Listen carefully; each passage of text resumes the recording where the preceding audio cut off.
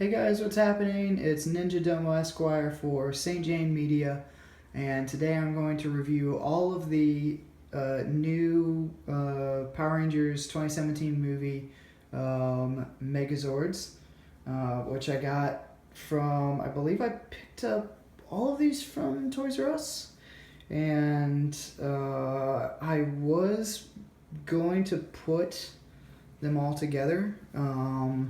And I'll talk about that, I guess, in a minute.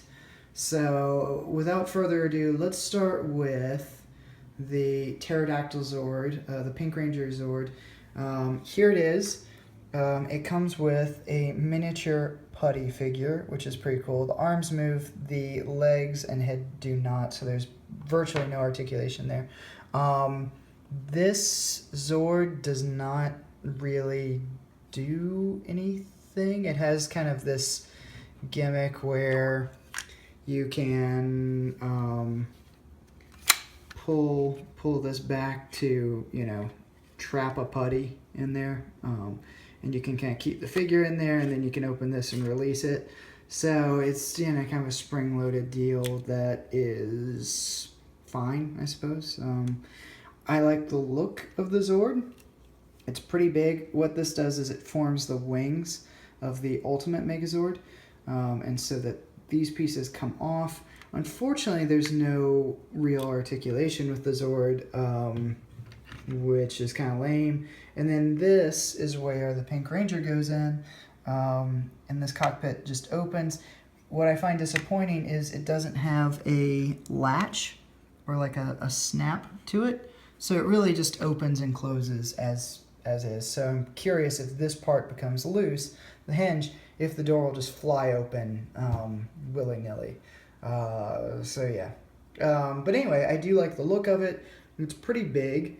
In fact, the Ultimate Megazord itself is supposed to be very big.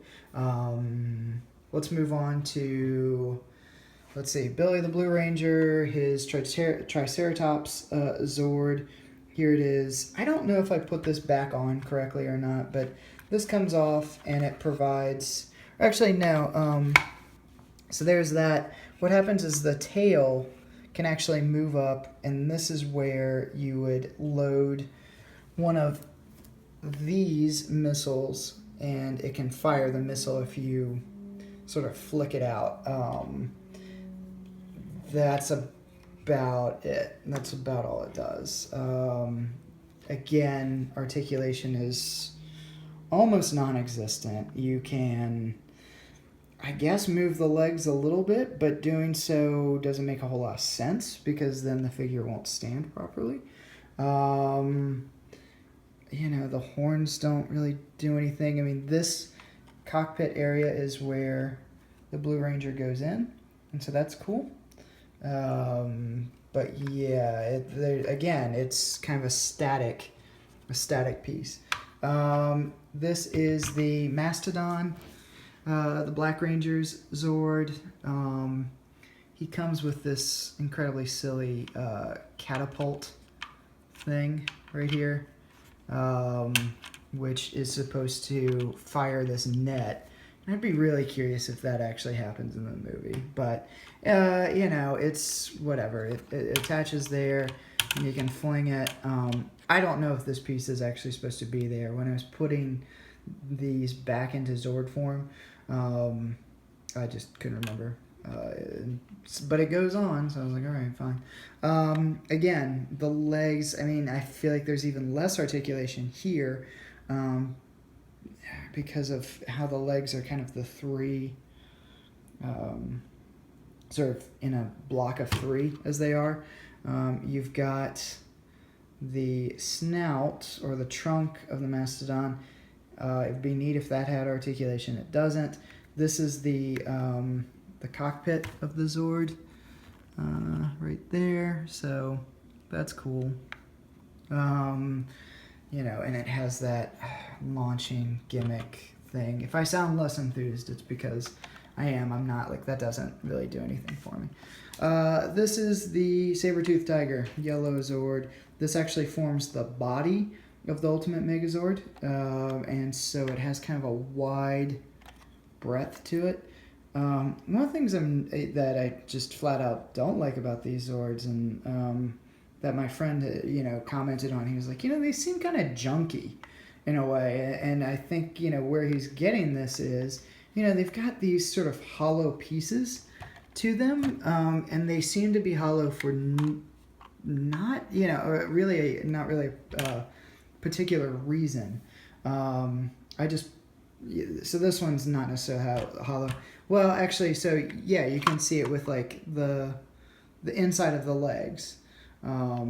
It's just, it feels, when you hold these, it feels like you're holding up a lot of plastic. Yeah, again, under here with the pterodactyl Zord, it's, these parts underneath that it's like, could you have / should you have filled them in a bit? And I think the answer is yes, they should have, because while the outside aesthetic looks good, or I think looks neat / kind of interesting to the movie, this looks cheap. And I know that has the sort of hollow chasm for the tail to launch the missile, but it's just kind of And then on top of that, you don't really have much articulation for these things. The majority of it is it all comes apart, really. Like, that is how everything ends up kind of coming together and transforming. Last but not least, and you've got the sun kind of shining in on this bad boy. You've got the T-Rex Zord. He looks awesome. When you press this, it's time for battle. You get the sounds. The red. What? All right, I think it has maybe 4 or 5 sounds that he can also launch missiles within these 2 parts. And then I do like how, let's see, the T-Rex mouth opens up. If I can do it with one hand. Well, anyway, you guys can kind of see it. So it opens up there, and he, the Red Ranger sits in there. And then that closes. And that's about it. I mean, the legs on this one move. It has a bit more going on. They all have some type of motion gimmick with, like, you fire a thing, fire a missile or a catapult, or, there's like some type of spring-loading thing going on. The Mastodon and the Triceratops both form the legs to the Ultimate Megazord. The T-Rex is the torso. It's pretty big, but these things don't transform so much as they just kind of come apart, and then you put them back together in the Ultimate Megazord form. And that's kind of lame. This is not to jump all over the place, but with the Saber-Toothed Tiger, this is where the Yellow Power Ranger goes. And then this one has, I actually prefer this to all the others. It's this thing. It's kind of noisy and obnoxious, but it's like, oh, okay, you can kind of pretend it's shooting something. So with the exception of the little figures that it comes with, and some of the articulation that is created from the Ultimate Megazord, these are very static pieces. And they cost, I'm trying to think. So the T-Rex costs $40, and the rest costs 20. So you're looking at 20, 40, 60, 80, plus 40 is however much. You're looking at $120. Yeah, sorry for the complete days on that one. And I don't know. You can get the electronic Ultimate Megazord, which does not transform. It has, again, the articulation with that one is pretty substandard, but it does kind of feel like a complete piece.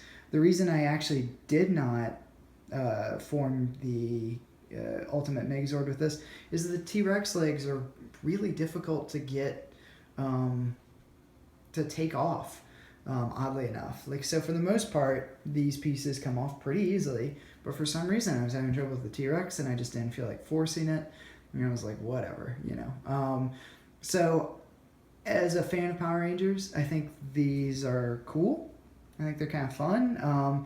They're certainly accessible for kids, with the exception, I suppose, of the fact that, these pieces just come off.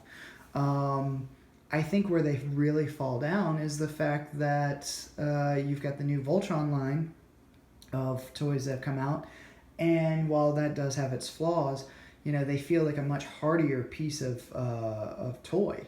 They're just, quite frankly, better made. When you form the lion, it makes over 50 sounds, I believe is what they advertise. And, this makes a few sounds based off the gun. So there's just way more that goes into the tech of the Voltron toys. So yeah, I mean, I feel like, it's kind of surprising. A lot of people knock Playmates, but I feel like Bandai kind of went a certain cheap route on this, and it just doesn't. For a fan, it's kind of, like, you guys probably could have done more, and I'm sure there'll be like a collector's edition, but for the most part, this and the Voltron toys cost the same. I know it's a different property, but if you're just into something where you want to combine a whole bunch of stuff, the Voltron toy is by far the better toy. If I were forming the Ultimate Megazord, you can look up other kind of videos and images online of these combinable toys. I'll say that the legs look cool and the feet look cool because they actually look like the dinosaurs. But for the most part, it's not. It certainly lacks something. And then again, you've got kind of the back to it, which is sort of hollowed out. It just doesn't look like something that costs over $100. So, these will surely be on sale. I'd recommend getting them then. I think it's a great nostalgia thing. It's a throwback. I love just having them. I kind of just like seeing them. I love that they come with the little pieces. I especially like the little putty. Perhaps it would have been nice if they'd had more little pieces with them for their price points. So do you get them? I don't know. I think I'd look for the cheapest possible price. Or if you can wait, I would wait. I think it's fun to have. It's getting me stoked for the movie. The new trailer just dropped today. Looks amazing. I think it's so much fun. I love the show. Big fan. These people deserve better toys. These lack a certain level of imagination, and quite frankly, I don't think that Bandai should be super proud of them. They've done far better in the past. So that's kind of my review. I know it's pretty basic. I didn't necessarily take things apart and transform them, but please take my word for it that this is not, these aren't toys that transform. These are things that you essentially reassemble, and the only positive for that is if you have trouble with Transformers, this is certainly much easier, but also the Voltron line is much easier to transform than any Transformer combiners. So, apples to apples, it's like, who came out with the better toy? I'll have the Voltron review up later. I don't know, soon, who knows? And, I'll be talking about these toys in comparison. So, thanks for watching. Check out St. Jane Media for all of my reviews. Follow NinjaDomoEsq on Twitter, Instagram, the old IG. Look for Phil the Pill. Please share, like, subscribe. It's really appreciated, guys. Have a good one. I'm trying to think of like a Power Ranger slogan to end this, and I don't have it, but you think of your own and enjoy it. All right. Thanks, guys. Bye.